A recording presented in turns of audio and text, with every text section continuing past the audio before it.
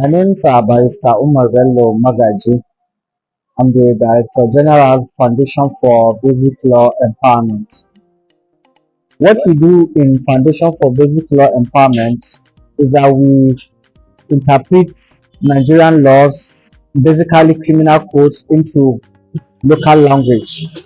What we understand is that a lot of people fall into trouble because they lack knowledge of Nigerian laws, and we feel as citizens that want to contribute our own quota towards nation building, and we feel that these laws are made for Nigerians, and if these laws are to be obeyed by Nigerians, definitely Nigerians should know that these laws exist. So based on that, we feel that a lot of people don't know how to read and write in English language, and most of these laws are being written in a language by which most people don't understand. So we feel we are going to educate people by interpreting these laws into local languages so that there will be a bridge, there will be a close of gap between the people who are making these laws, who are the government, and also the population of Nigerians, because you cannot give what you don't have. And if we want Nigerians to obey these laws, we have to go to the grassroots and tell the public on what these laws are about so that people can avert committing offenses unknowingly. You see, like for example, we talk of a lot of crimes which are committed in Nigeria. There is no way to understand. So we just basically feel okay, fine. If there is a lot of criminalities like maybe kidnappings, cattle rustlers, and a lot of other crimes which are avoidable, because these people, if you look at them, they are in the rural communities, and what they are, these are people that don't know that even these laws exist. So based on that, we feel let us go to the grassroots, educate people on these laws so that they can be able to be on the same page with the government, so that they can be able to know that there is a country called Nigeria. Because if we really want peace, if we really want patriotism, if we really want people to obey laws, we need to educate them.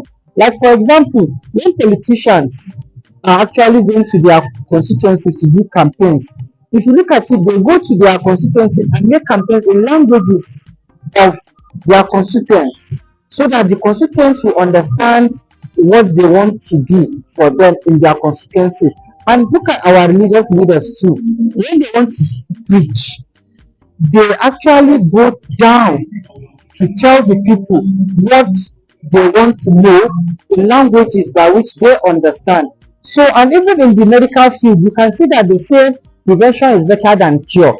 Must we now say or sit down and see that unless our citizens commit crime before they are going to be taken to police station and they are going to be taken to prison custody before we can also know that they need to obey these laws? No, we have to do these preventive measures so that they can be able to see that there is a country called Nigeria. That's why you see we are collaborating with the traditional rulers who are the custodians of our custom and traditions, and also the religious leaders who are the custodians of our faith.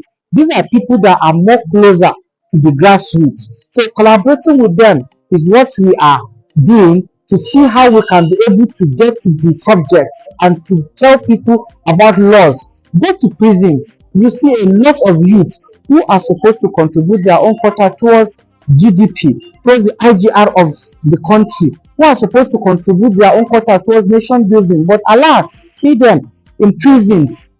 Most of them, when we talk to them, they tell us that they don't know that these laws exist. They don't know the consequences of their offenses. So we feel if really we want peace, we want patriotism, we want everybody to be on the same page in Nigeria, then let people understand the basic laws of the land. We are all talking about rule of law. Rule of law. How do you expect somebody to obey the rules while he doesn't know the laws that are concerning those rules? And basically, no society can live without rules. And if these rules are meant for Nigerians. You cannot shave somebody's head behind him, and don't only these are contradictions whereby Nigerians need to know that there is a law governing them in the country so that we can be able to bridge this gap. If not, there is no way insecurity will stop. There is no way other crime will be averted. And don't forget, when we talk of even child labor, when we talk of even domestic violence, these are basically offenses that are being committed in rural communities. And most of these people don't see it as even an offense. So, but by the time they know that most of these things they are doing is against a constituted authority, they are going to really stop doing all these things, and Nigerians will not become a better place. That's why we even brought out an initiative now, which is called the National Pledge Awareness Campaign. We feel, let us also go to Nigerians and tell them that they should not forget that there's an oath they have taken between them and Nigeria. I pledge to Nigeria, my country, to be faithful, loyal, and honest, to serve Nigeria with all my strength, to defend her unity, and uphold her honor and glory. So help me God. This is an oath. We did not say, so help us God. No, we say, so help me God. That means it is an oath. And don't forget, I pledge is like a promise, and promise is a debt. So if Nigerians will come back to their consciousness and understand that the national pledge is a kind of promise, is a kind of oath between themselves and their country, I think we should know that if we obey all this analysis and we obey all these rules, I think Nigeria will be a better place for all of us. Like you see, the National Assembly, who are given the responsibility to make these laws. They make laws every day. They make laws every day. And we see that a lot of people don't obey these laws. We think they are outlaws. They are not outlaws. They are just ignorant of what the laws are all about.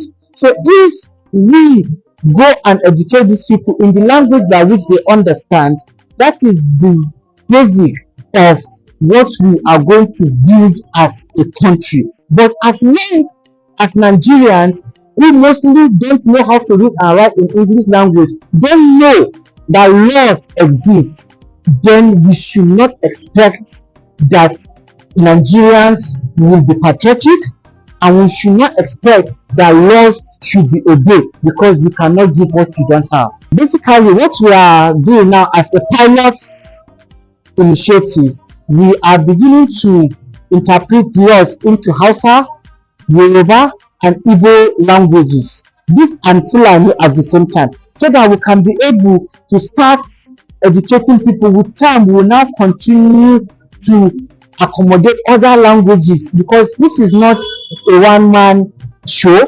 It is all Nigerians' problem. Because if you feel that you don't have a problem with people disobeying laws, one day it will swallow everybody, because a lawless society cannot stand. Because we cannot live in a country whereby we see it as a banana island.